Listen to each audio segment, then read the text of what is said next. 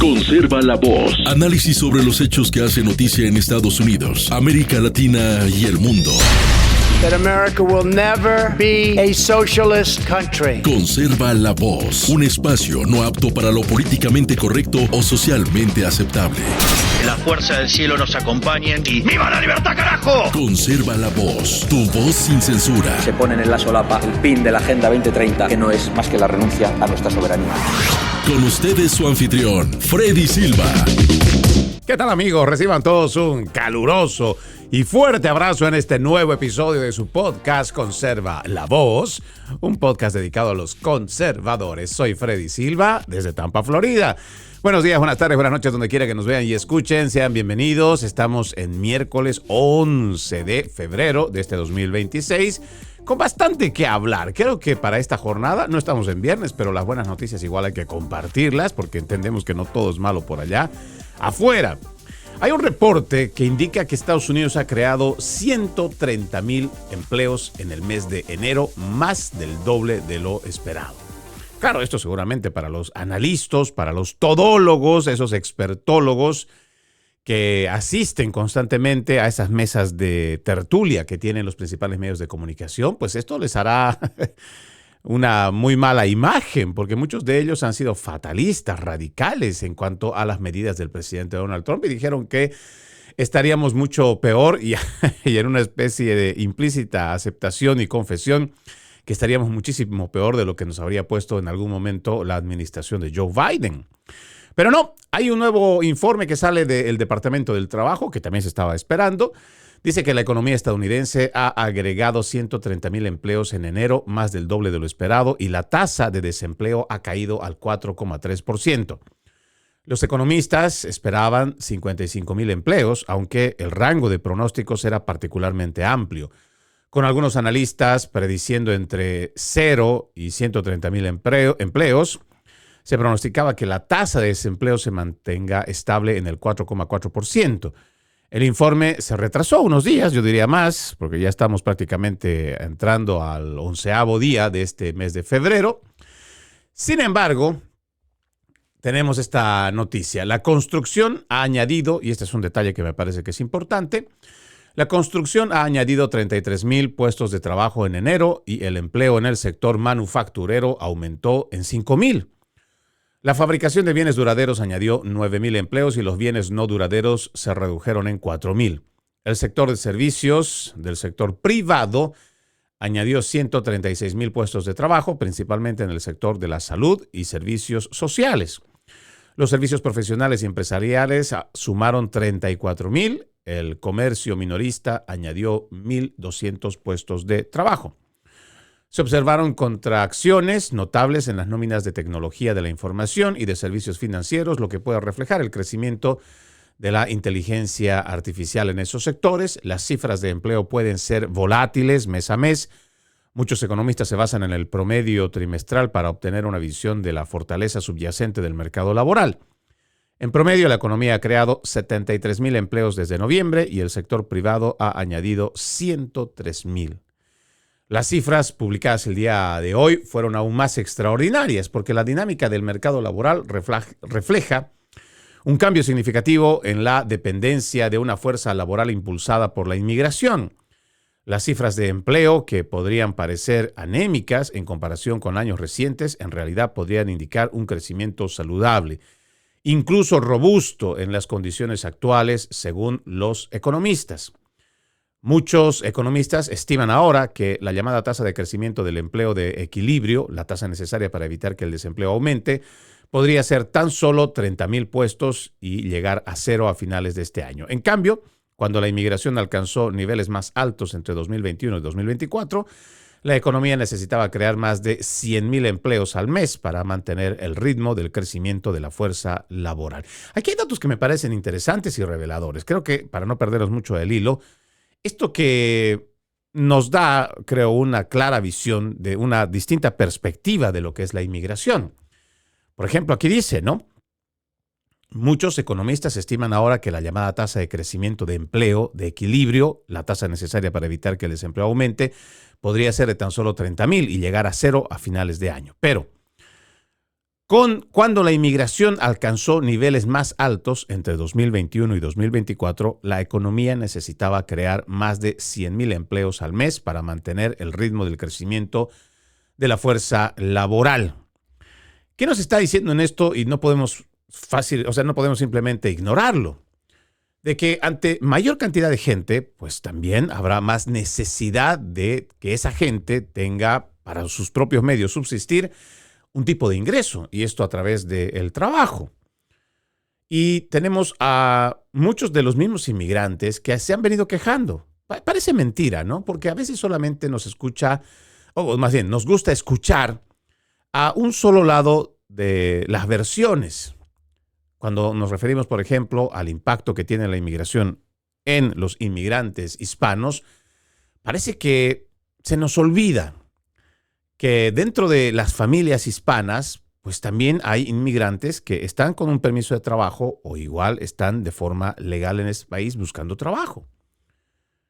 Y que muchas veces los mismos hispanos que contratan a gente indocumentada, a la que le pueden pagar $10 la hora, menos tal vez, ya no pueden competir estos que tienen su negocio legalmente establecido, que tal vez contratan dentro de su entorno familiar a sus parientes, a los que, claro, les va a ofrecer arriba de $15, $20, dependiendo cuán duro sea el trabajo y cuánto realmente toque sacrificar.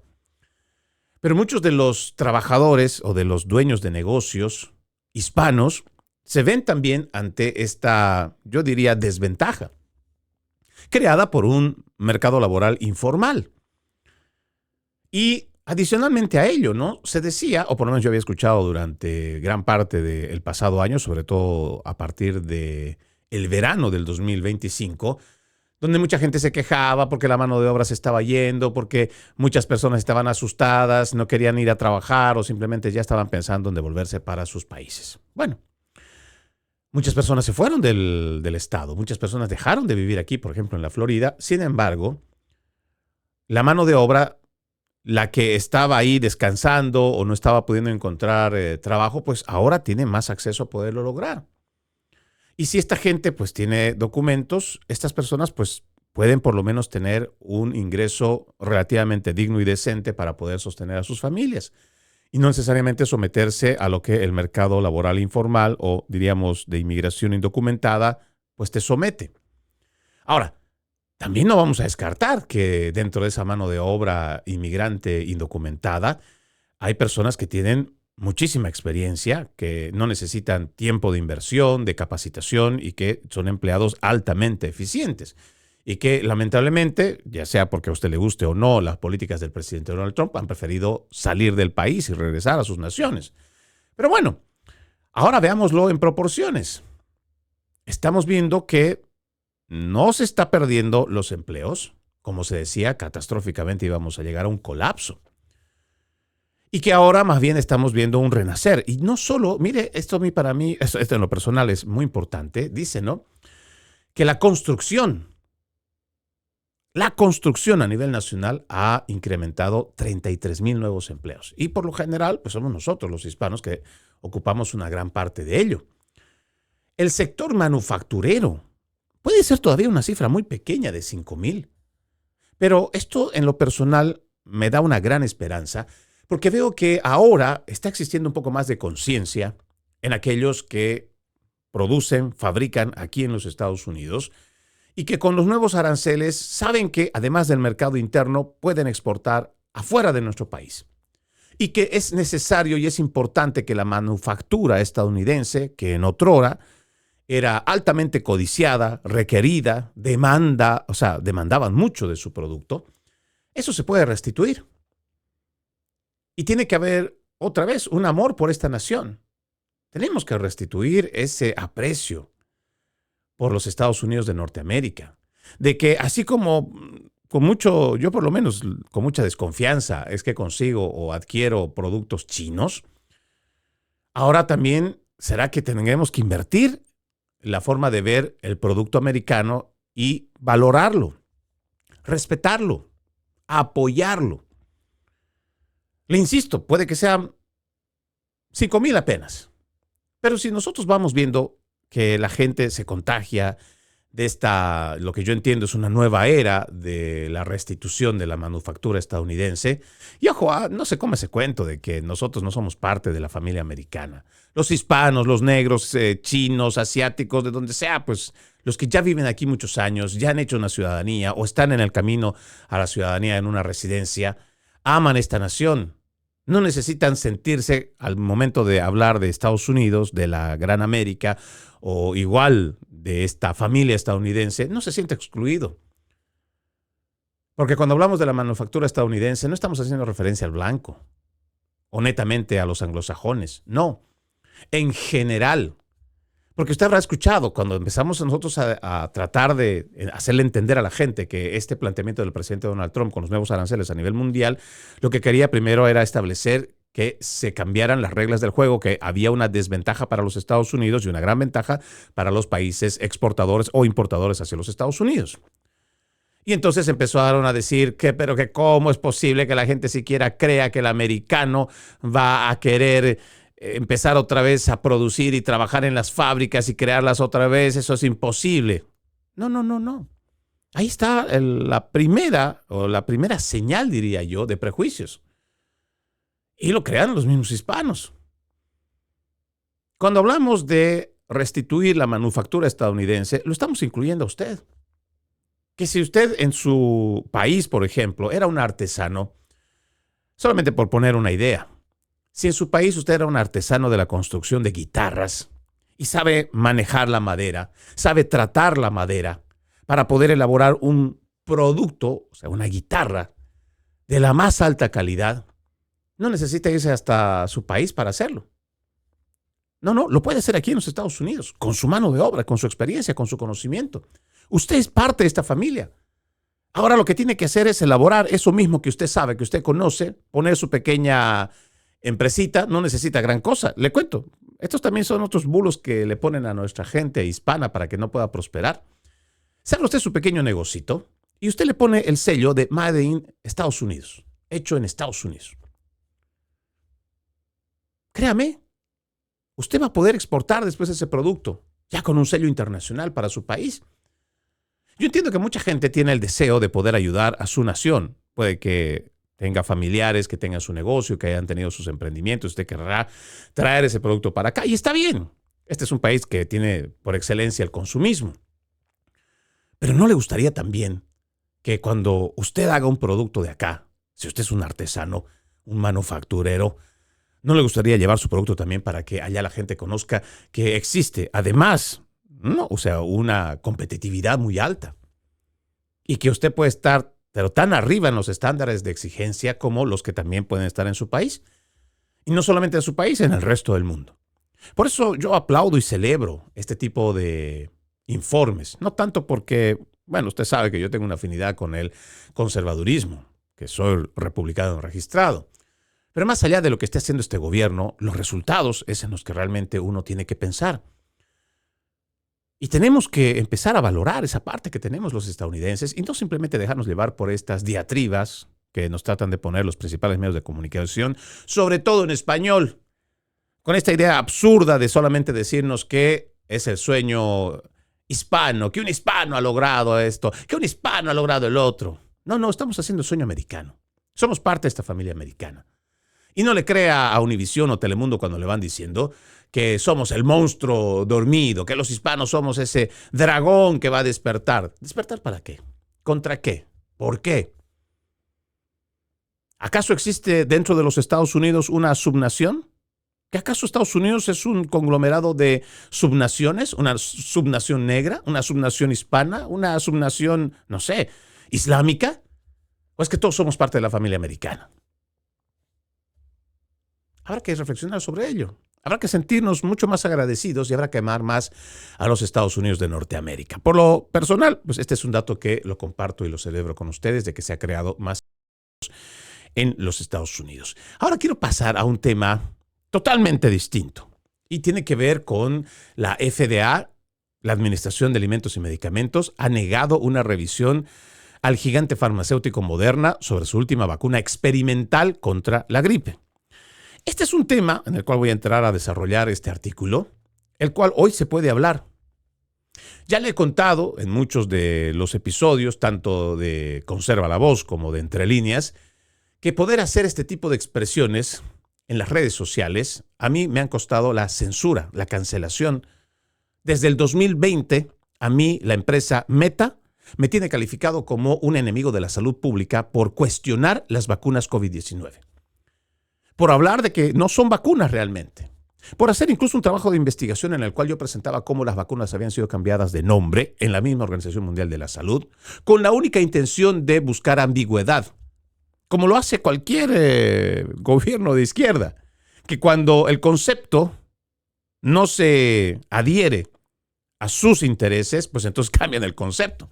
Y lo mismo hicieron estos sinvergüenzas de la Organización Mundial de la Salud, que primero cambiaron el tema de la pandemia. Antes, para que una pandemia sea declarada como tal, no solamente tenías que contar la cantidad de contagios, sino que a la vez tenías que equiparar con la capacidad de mortandad que tenía el virus o cualquier patógeno, pues. Y esto lo reemplazaron. Y no fue necesariamente antecitos de que fuera el tema de la pandemia del COVID-19. No, ya lo habían hecho el 2009, el 2010. Sí. Incluso en el Parlamento Europeo se llevó adelante una investigación en la cual se determinó cómo, de manera muy cuestionable, esta Organización Mundial de la Salud había cambiado los conceptos, no solo de pandemia, sino también de vacuna. Antes del 2010, lo que nosotros podíamos encontrar en la mayoría de los libros de medicina, de laboratorios, bioquímicas y todo lo demás, encontrábamos que una vacuna era un fármaco capaz de inmunizar a la persona y evitar el contagio. Por eso es que se demoraban tantos años para poder encontrar una vacuna aceptable. Lo que encontramos, y ya esto es una declaración que usted lo puede encontrar en la mayoría de las redes sociales, pero sobre todo yo creo que si usted quiere encontrar algo distinto y algo eficaz o algo veraz, lo va a poder encontrar en la plataforma X, antes Twitter. Se ha revelado, incluso en el mismo Parlamento Europeo este año, gente que está metida dentro de todas estas altas esferas políticas que han tomado las decisiones draconianas durante la pandemia del COVID-19, donde ellos han confesado y han dicho, son los medios de comunicación y los gobiernos los que lanzaron una señal o un mensaje equivocado. Las vacunas COVID-19 durante la pandemia no estaban diseñadas para evitar la propagación. ¿Se da cuenta? Pero miren, ¿hasta qué punto llegamos en la estupidez? Por eso a mí realmente me llama mucho la atención cómo la gente sigue perteneciendo a esa bola de seres humanos de raza ovejuna, obediente, sumisa, que calladitos aceptaron todo, lo que le dijeron y le impusieron y dijeron, y así estaban simplemente, sí, como borregos, obedeciendo. Y a los pocos que teníamos el atrevimiento de enfrentar esta narrativa, nos ridiculizaban, nos insultaban, desacreditaban, nos censuraban y nos cancelaban. Hasta el día de hoy, usted puede revisar mis cuentas y lo hago abiertamente al público. Hasta el sol de hoy, ninguna de las redes sociales me ha dejado monetizar un solo centavo en los últimos 5 y ya vamos para 6 años. Precisamente porque mis cuentas están observadas y todavía siguen observadas. Incluso que he presentado apelaciones y todo. Pero lo que ahora podemos hablar abiertamente, y es el tema que vamos a desarrollar, antes no se podía decir. Y lamentablemente tuvimos una gente, otra vez de esta masa ovejuna, obediente, sumisa, que en vez de ponerse a cuestionar todos estos mandatos, seguían simplemente como borregos y lo peor era que de alguna manera se atribuían una autoridad moral para todavía señalarte, para acusarte. Esta es una lección de la cual tenemos que aprender. Y créanme, hay muchas personas que lo saben, porque han visto cómo sus familiares han empezado a sufrir enfermedades crónicas a partir de la vacunación. Y hasta el día de hoy son temerosos de hablar. ¿Y sabe por qué? Porque claro, como ya hicieron el ridículo, poniéndose del lado de la maldad, del lado de las corporaciones, de los medios de comunicación y de los políticos corruptos, ahora tienen que quedarse calladitos y con la cabeza gacha. Y en realidad lo que tienen que hacer es, no, ok, reconozcan que se equivocaron y basta. O sea, lo que tenemos que hacer es empezar a impulsar una cultura y una corriente de no seguir aceptando esto que llaman ellos información y que no es más que ingeniería social para controlar a las masas. No se crea el cuento que le dicen en la televisión de que gracias a la industria farmacéutica se han logrado salvar millones de vidas en el mundo. ¡Mentira! Hasta antes de la industria farmacéutica, podemos fácilmente decir finales del siglo XIX, principios del siglo XX, habían muchos trabajos de investigación que ya estaban hablando sobre curar el cáncer. ¿Sí? Hoy lo que tenemos es una industria farmacéutica que lo único que hace es elaborar pastillas que reducen el dolor, pero te hacen un cliente crónico, o sea, un cliente de por vida, que estás completamente a favor de que te den una pequeña dosis en una pastillita para que te reduzca el dolor, pero no para que te cure, sino para que seas un cliente constante de la industria médica y de la industria farmacéutica. Esta idea de que los de la Big Pharma, estas corporaciones, están y han llegado aquí para mejorar nuestra calidad de vida, no es cierto. En proporciones, vean la cantidad de dinero que han amasado en los últimos 60, 70 años. ¿Cuán poderosos son? ¿Y cuántos parlamentos han comprado para llevar adelante leyes que solo les beneficia a ellos, más no al ciudadano?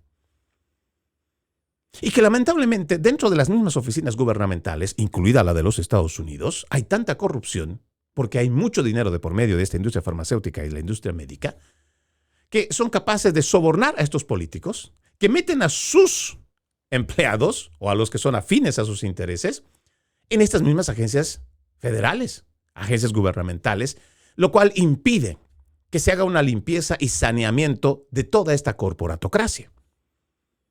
Pero yo entiendo que hay vientos de cambio. Y esto que les voy a leer de este informe de la FDA, me parece que es una pequeña luz. Por eso es que también yo, si usted tiene la oportunidad, le pido que el trabajo que está haciendo el doctor Robert Kennedy Jr. lo apoye. Está teniendo un grave ataque de los medios de comunicación, de los políticos demócratas, incluso de los republicanos que son del Estado profundo, para que se detenga en este saneamiento en las agencias federales de la intromisión, del espionaje, yo también podría decir, de las grandes corporaciones. Dice aquí, el principal funcionario de vacunas de la FDA, el doctor Vinay Prasad, se negó a firmar la presentación de Moderna después de plantear objeciones sobre cómo se llevó a cabo el estudio. Los reguladores cuestionan la decisión de que la compañía de comparar una nueva vacuna con la menos efectiva Fluidax Quadrivalent. Prasad, quien se desempeña como el director del Centro de Evaluación de Investigación Biológica, CBER por sus siglas en inglés, dijo que el ensayo de Moderna no fue lo suficientemente adecuado y bien controlado porque, comparado con las vacunas estándar contra la gripe, no refleja el mejor estándar de atención disponible. En un comunicado de prensa publicado el martes, el director ejecutivo de Moderna, Stefan Bancel, se quejó de que la FDA no había identificado ningún problema de seguridad o eficacia con nuestro producto, es lo que dijeron. También acusó a la FDA de no promover nuestro objetivo compartido de mejorar el liderazgo de Estados Unidos en el desarrollo de medicamentos innovadores. No debería ser controvertido realizar una revisión exhaustiva de una solicitud de vacuna contra la gripe que utiliza una vacuna aprobada por la FDA como comparación en un estudio que se discutió y acordó con el CBER antes de comenzar. Continuó. Bueno, lo demás creo que no lo leo, pero sí paso por acá. Dice, mientras tanto, el presidente de la compañía, el doctor Stephen Hoge, dijo a New York Times que estaba confundido por el cambio. Esta negativa a iniciar una revisión es como mínimo confusa, es sorprendente y estamos tratando de comprender qué ha cambiado. La decisión es una señal de cómo la agencia, que ahora está bajo el control del crítico de vacunas de larga data Robert F. Kennedy Jr., está exigiendo a las grandes compañías farmacéuticas estándares mucho más altos a raíz de su dudosa vacuna de COVID-19. En lo personal, no me puedo sentir más alegre y representado por estos funcionarios públicos al rechazar el capricho, porque no es otra cosa que el capricho de estas grandes corporaciones por seguir queriendo inflar sus bolsillos y beneficiar a sus inversionistas. Hay un libro muy interesante que yo le voy a pedir, usted pueda darle una pequeña lectura. Es de la doctora en periodismo, Cristina Martín Jiménez. Es una escritora española que en su haber tiene muchísimos libros y ella es una experta en el Club Bilderberg. Pero en realidad, durante la pandemia, ella hizo una presentación de libros extraordinarios en un trabajo de investigación extraordinario. La verdad detrás de la pandemia es un libro bastante revelador, con datos. No con apreciaciones, no con esta idea de clarividencia que generalmente tienen los principales medios de comunicación. No. Y ahí usted puede ver fácilmente a quién pertenece Moderna. ¿Quiénes son sus principales inversores? Cómo la industria farmacéutica, a través de los principales fondos de inversión, están metidos en todo. Pero en todo. Mire, solamente para que se haga usted una idea, antes de que yo me vaya a la primera pausa y usted tenga unas cuantas piezas adicionales para que pueda formar el panorama completo. Los principales fondos de inversión, podríamos mencionar de los 10 más importantes en el mundo, 8 están en los Estados Unidos de Norteamérica. 8. Estos pueden ser BlackRock, que creo que está en la cima, gracias a su aplicación, su sistema, su software, Aladdin, que hace más de 10 años Aladdin ya había desarrollado la inteligencia artificial, la patentó y no dejó que nadie, absolutamente nadie, pudiera cuestionarlos, investigarlos o algo con respecto al uso de este software que, no sé si coincidencialmente, mágicamente, milagrosamente, les ha permitido realizar enormes y grandes ganancias en las bolsas de valores.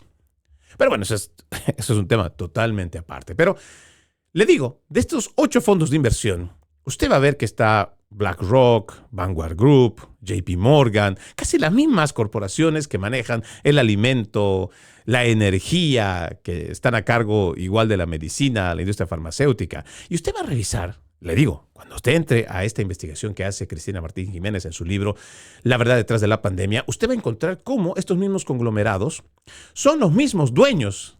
Se supone que en los Estados Unidos está prohibido el monopolio. Sin embargo, usted revise a quién pertenece PepsiCo, o sea, Pepsi Company. ¿Qué empresas están a su alrededor? Eso solo por mencionar algo de la comida. ¿Quiere tener una idea de cómo llegan las narrativas hacia la gente en general en los Estados Unidos y el resto del continente? Averigüe la empresa Comcast. Sí, tal vez a usted le va a parecer que Comcast es simplemente un distribuidor de Internet, pero no. Revise todo ese paraguas que está debajo de Comcast. Las narrativas llegan, y no solamente desde Comcast. Usted va a ver que Comcast tiene derivados como NBC, ahora ya no es MSNBC, ahora es MS Now, está Telemundo, pero con ellos tienen muchos otros canales que son subyacentes o paralelos o que han logrado abrir de manera paralela, por lo cual pueden difundir cualquier mensaje que ellos quieran. Pero no solamente están metidos en la televisión, también son dueños de las películas y de las series en Universal Studios. Sí, esas películas que usted ve también le pertenecen a este mismo conglomerado de Comcast. Pero no va solamente por ahí. También ellos tienen formas de cómo recaudar más dinero para que tengan más en sus arcas a través de entretenimiento. Y no estoy hablando solo de cantantes o de estas series, no. También son dueños de los parques Universal. Y muchos otros conglomerados que están a su alrededor. Y se supone que en los Estados Unidos hay una ley antimonopolio. Pero parece que para estas grandes corporaciones eso no aplica. Sin embargo, no perdamos el interés de fondo. ¿Cómo son las grandes corporaciones las que hasta el sol de hoy están incluso sometiendo gobiernos y a los políticos? Es porque, según lo que vamos leyendo, estas empresas, farmacéutica o médica, hacen millones o billones de dólares al año. Dinero que se suma a sus grandes corporaciones, a sus grandes fondos de inversión. Y una vez que estos se capitalizan, se fortalecen y cada vez tienen más y más dinero, pues tienen más poder. ¿Por qué? Porque con el dinero pueden comprar voluntades, pueden comprar políticos, pueden comprar leyes. Y te hacen creer a ti, porque además también son dueños en gran parte de estos mismos medios de comunicación. O sea que además de haberte cambiado la idea de que la medicina o la industria de la medicina debería servir para curar enfermedades, para proteger la salud del ciudadano. No. Ellos han convencido y siguen convenciendo a la gente a través de los principales medios de comunicación que más bien ellos son los grandes que han traído la tecnología para salvar vidas. ¿Salvar vidas? ¿Haciéndolos farmacodependientes? Que una vez una prescripción hecha, un diagnóstico hecho, estos de la industria médica, te combinan de por vida para ciertos medicamentos, para que te vuelvas un dependiente.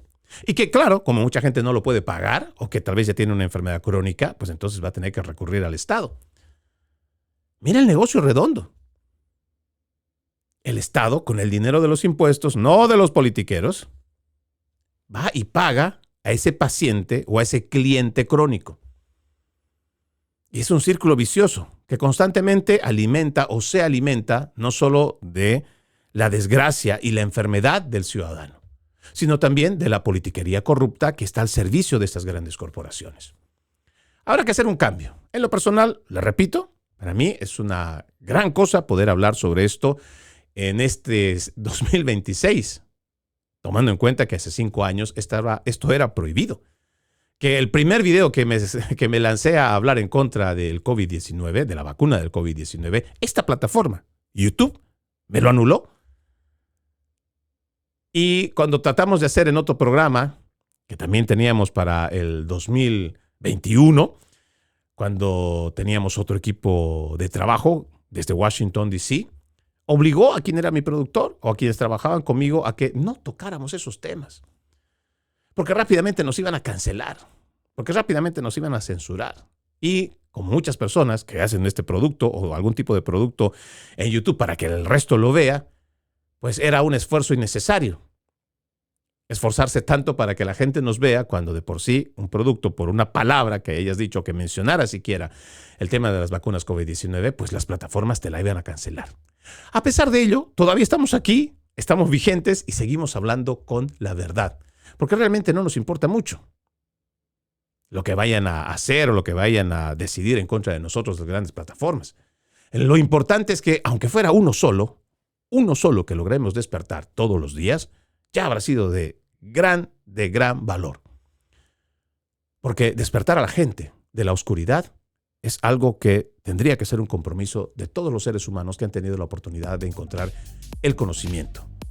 El conocimiento que seguramente les ha costado a través de información. Una información que hoy viene en exceso y que hay que irla clasificando, hay que irla desmenuzando para que la gente lo pueda entender en facilito y con calma. Ojalá. Nuestro deseo más grande es que la gente siga despertando y siga siendo parte de la resistencia. Vamos a la primera pausa en Conserva la Voz. Ya regresamos con más.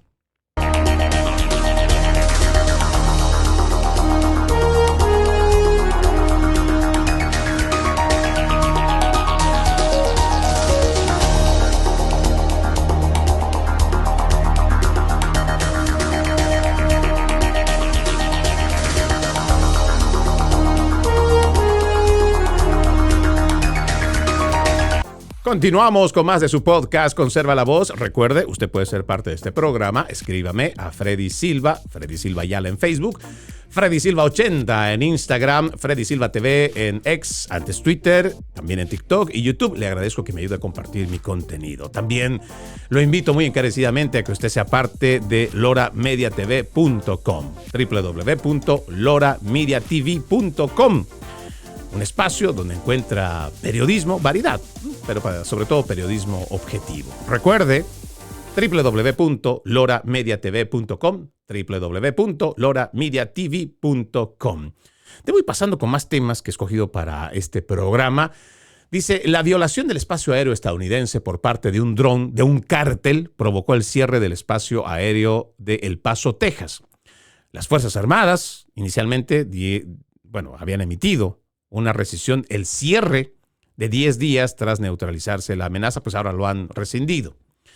Le confieso que cuando yo había visto esto ayer tenía toda la intención de publicarlo, sin embargo, como la información era tan escasa, pues realmente no vi conveniente poderlo pasar. Sin embargo, me quedó una duda muy grande. ¿Cómo es posible que un aeropuerto decida simplemente cancelar por 10 días el espacio aéreo? ¿Se da cuenta? Lo grave que significa esto también para los pasajeros, las aerolíneas, los seguros y todo este conglomerado que se mueve a través de un aeropuerto.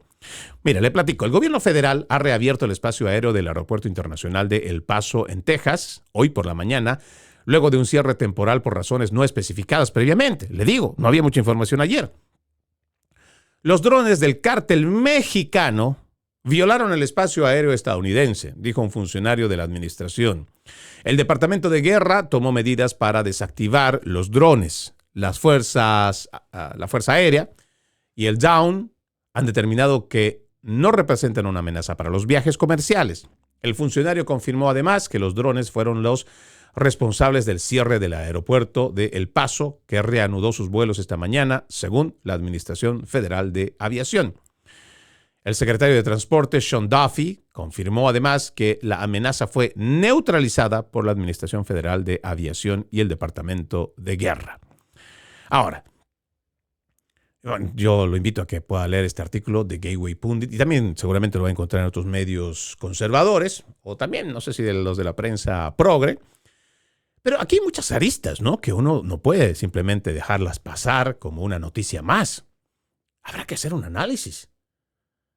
¿Cuántas veces nosotros no hemos hablado, incluso hemos traído a expertos? Recuerdo muy bien, uno de los que más acudimos para poder hacerle preguntas es Robert Arce, que es un detective encubierto que ha trabajado con la policía de Phoenix, en Arizona, pero que está muy envuelto en el tema de las pandillas, los cárteles mexicanos, y él nos decía en muchas oportunidades. Lo invito a que usted pueda revisar nuestros episodios de Entre Líneas, entre el 2022, 23, 24, o igual esta nueva temporada de Conserva la Voz. Robert Arce nos decía muy claramente, las pandillas trabajan de forma conjunta, las pandillas estadounidenses trabajan de manera conjunta con el crimen organizado mexicano, o sea, los cárteles. Y propiamente hablábamos del cártel de Sinaloa y el cártel Jalisco Nueva Generación. Sí, porque el cártel de los Chapos ha sido de alguna manera desarticulada, ha sido reducida, no tanto aquí en los Estados Unidos, sino allá en su país, en México. Y nos decía claramente cómo muchas de las muertes que estamos viendo en las calles estadounidenses de jóvenes que mueren en tiroteos son directamente atribuidas a estos cárteles del narcotráfico. Porque están luchando o están peleando o se están disparando por la toma del control de ciertos barrios donde fluye la cocaína o el fentanilo o la marihuana, que lo traen precisamente estos cárteles del narcotráfico. Ahora resulta que tenemos cada vez a un crimen organizado que está fuertemente armado, pero también económicamente robustecido. Y usted dirá, ¿pero cómo? ¿Cómo fue posible todo esto? Pues gracias a la administración de Joe Biden. Haga números. Si estamos hablando de entre 10 millones y 14 millones de nuevos inmigrantes que han llegado desde que entra Joe Biden al poder, porque desde el primer día es que la gente empieza a llegar por grandes cantidades, haga los números. Ya no vamos a decir que 14 millones han pagado el coyotaje. Ya ni siquiera vamos a decir que son 7 millones. Pongamos menos de la mitad. Supongamos que solamente 5 millones de personas hubieran pagado el servicio de coyotaje. O sea, para que un pollero, un coyote, te haga pasar del lado de México hacia el lado de Estados Unidos. Sí.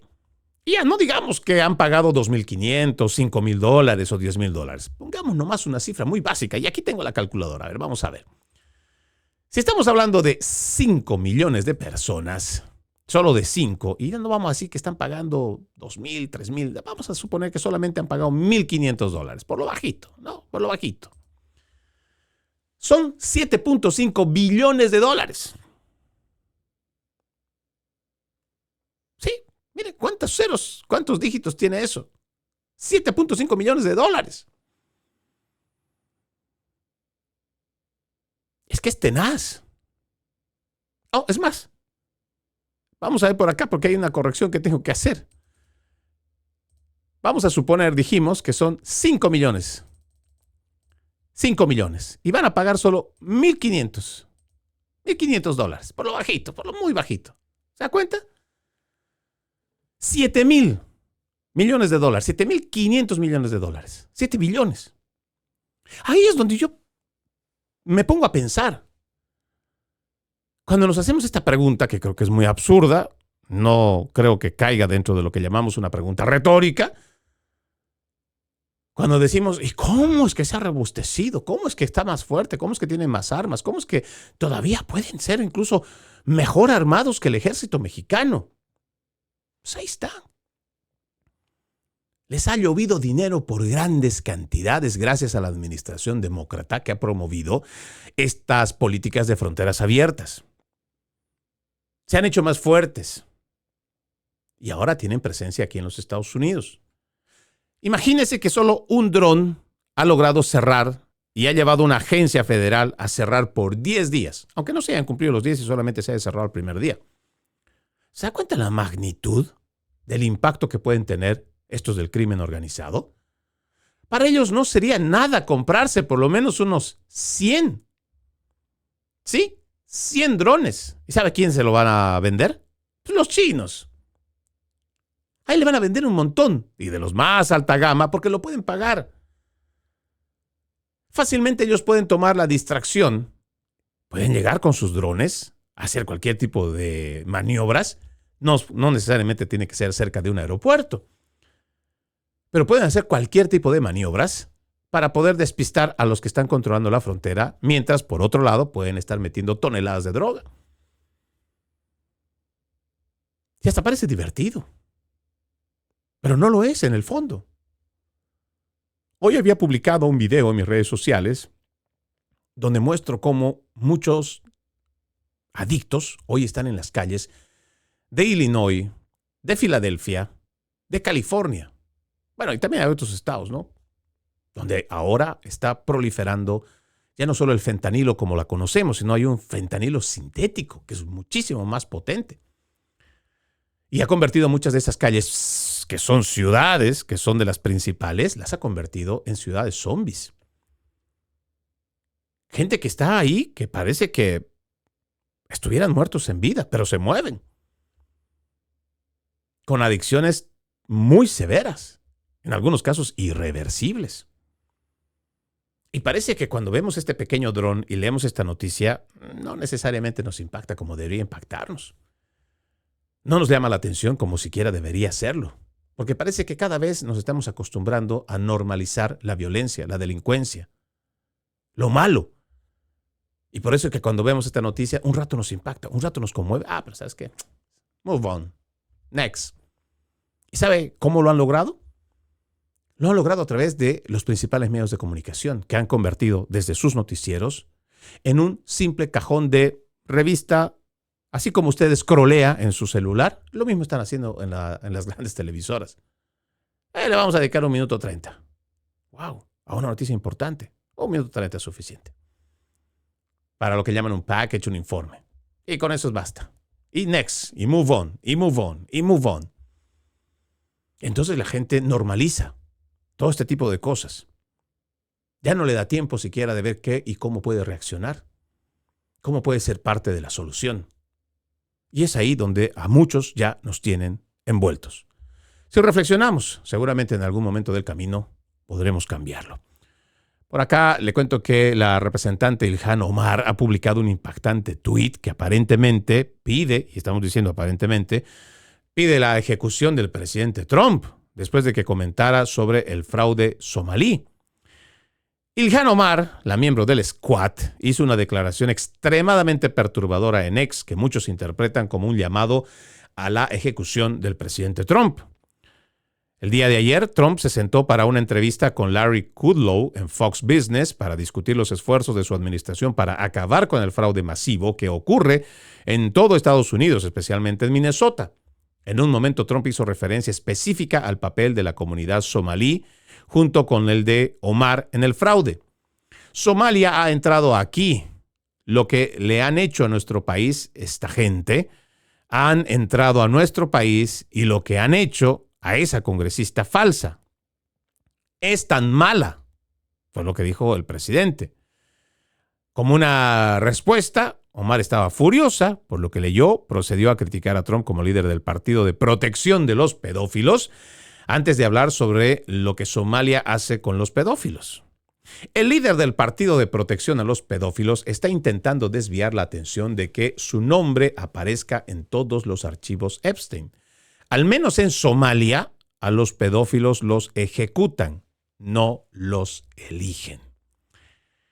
Esto es realmente interesante, ¿no? Y claro, permítame hacer esta ironía, pero no tiene nada de chistoso. Habrá que preguntarse, ¿quiénes son los que realmente están buscando la distracción sobre lo que se ha revelado hace ya cuántos viernes, ya va más de 2 viernes, sobre los documentos de Jeffrey Epstein? Más de 3 millones de páginas. Póngase a pensar cómo vamos a revisar ahora tanta información. ¿Quiénes son los realmente interesados en que todo esto no se vea? A ver. Veamos el espectáculo del Super Bowl, todos distraídos con lo que había participado y una pésima presentación de Benito, el conejo malo. Todo el mundo distraído en hablar de cualquier cosa, podríamos decir igual su mala entonación vocal, el mamarracho que viste o las canciones tan perturbadoras en contra de las mujeres. Sin embargo, hemos ido perdiendo otra vez la atención. ¿Por qué? Porque estamos hablando de otras cosas que realmente son banales. Aunque bueno, no son tan banales cuando ya uno se pone a pensar que Benito el Conejo Malo forma parte de una agenda perversa, una agenda globalista, una agenda de género, transgénero, abortista. Y además que nos quieren vender ahora como un nuevo representante político del Partido Demócrata en nombre de los hispanos. O sea, tampoco es que sea tan... Pero igual, parece que nos desenfocamos. Y hay temas importantes. Por ejemplo, sí, el tema de Jeffrey Epstein, hay que revisarlo. Pero ¿y el fraude de Minnesota también lo vamos a dejar de lado? ¿Nos vamos a otra vez estar enfocados y distraídos en estos realtors, en estos protestantes que no son pacíficos, que son muy agresivos, que además ahora están sacando a los estudiantes de sus escuelas para que se vuelvan activistas políticos? Y estamos otra vez llevando la dirección de nuestra atención a ese lugar. Pero ¿y el fraude? Cuando estamos hablando de 9,000 millones de dólares, ¿no le parece una cifra que es realmente repugnante? Que esta politiquería zurda, esta politiquería demócrata, a la cual se le acusa de haber defraudado y peor aún, haber llevado nuestro dinero de los contribuyentes a causas o grupos yihadistas, a grupos terroristas. Pero, de fondo, lo que realmente preocupa es que este Partido Demócrata está tan desesperado, pero tan desesperado, que es capaz de hacer este tipo de alusiones que ha hecho Ilhan Omar, donde primero acusa sin pruebas al presidente de los Estados Unidos de ser un pedófilo, pero implícitamente llama o hace un llamado a sus bases para que se haga con él lo que se hace en su natal Somalia, que es ejecutar a los pedófilos. No sé hasta qué punto tendrá tuición el Departamento del Buró Federal de Investigaciones, o igual el Departamento de Justicia, o cualquier agencia federal. ¿Por qué se estarán tardando tanto en investigar a esta mujer para sentarla ante la justicia? No solo por sus declaraciones. Si se ha denunciado públicamente que esta mujer tenía un déficit antes de entrar al cargo público, un déficit de $55,000, o sea que ni siquiera tenía ese dinero, lo debía.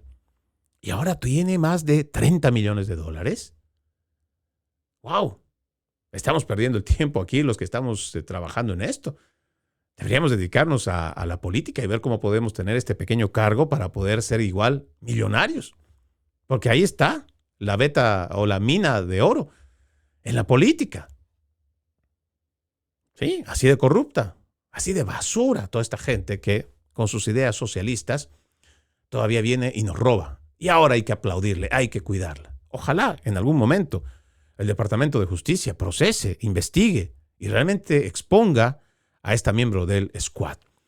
Por acá le debo contar también que hay una candidata republicana a las primarias del Congreso de Carolina del Norte que ha admitido abiertamente que es una falsa republicana. Ella ha dicho que es una progresista. Lo voy a mencionar solamente para que nosotros tengamos una idea ante distintos tipos de amenazas que tenemos también dentro de lo que llamamos esta corriente conservadora republicana. Kathy Barr, quien se presenta a las primarias republicanas del Distrito 14 del Congreso de Carolina del Norte, contra el representante Tim Moore, parece extrañamente orgullosa de presentarse abiertamente como una falsa republicana mientras adopta políticas progresistas. En una entrevista reciente, Barr se jactó de su decisión. No soy una verdadera republicana. Es decir, le digo la verdad a la gente. Toco una puerta y digo, me presento a las primarias republicanas, pero no soy republicano, soy progresista. Me postulo como republicana en las primarias republicanas para el Distrito Congresional 14 porque ahí es donde se desarrolla la verdadera competencia en nuestro distrito manipulado. Sucede en las primarias. Por ejemplo, si estás en un distrito que es seguro para los demócratas, la competencia se concentra en las primarias demócratas. Y francamente, si bien la estrategia de no se puede ganar se basa en construir a largo plazo, en construir nuestra bancada y estar listos para mapas justos en 2030, tenemos que ganar ahora mismo porque estamos en una emergencia, como una emergencia democrática, y por lo tanto, si puedo ganar, es como falso republicano. Yo entiendo que del lado de los republicanos habrá una indignación y quienes reconozcan a esta mujer, pues no le darán su apoyo. Pero quiero que usted se ponga a pensar. Claro, esto también va a ser muy bien aplaudido por el Partido Demócrata como una estrategia, porque recuerden que para los zurdos no importa cómo logren el poder, el tema es que lo logren.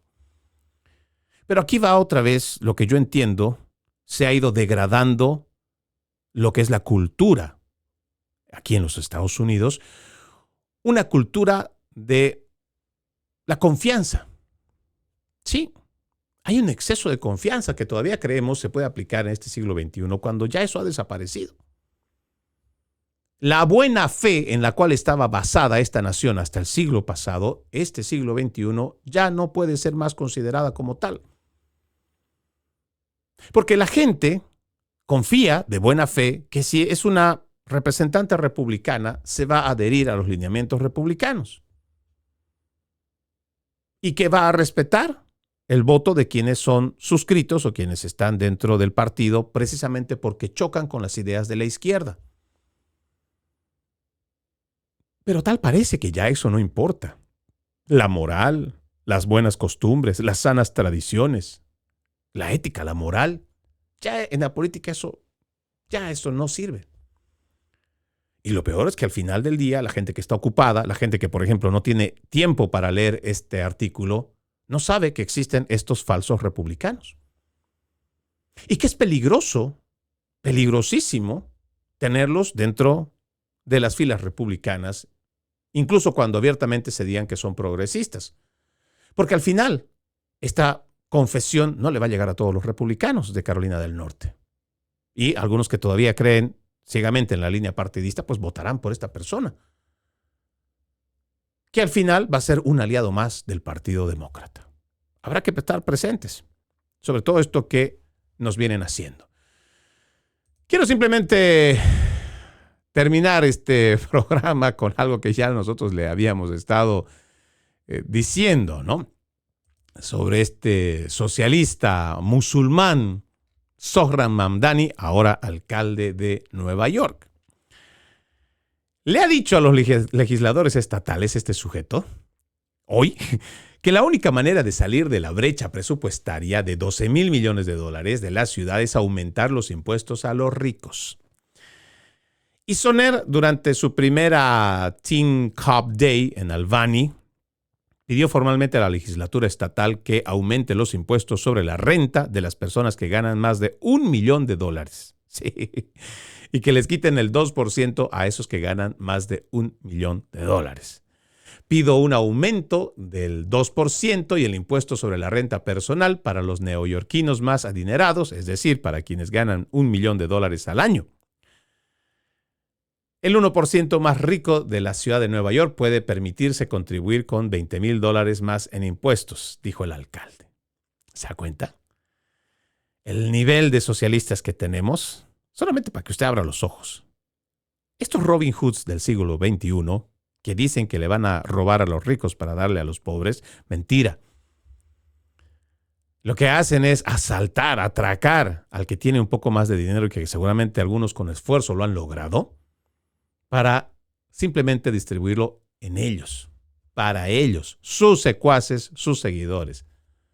Y este solamente es una pequeña ventana que se abre para después tener toda la puerta abierta para seguirle robando después de los ricos, porque cuando ya no le puedan sacar más, seguramente eso se va a tener que aplicar igual a los de la clase media. Porque ¿cuánta diferencia hay?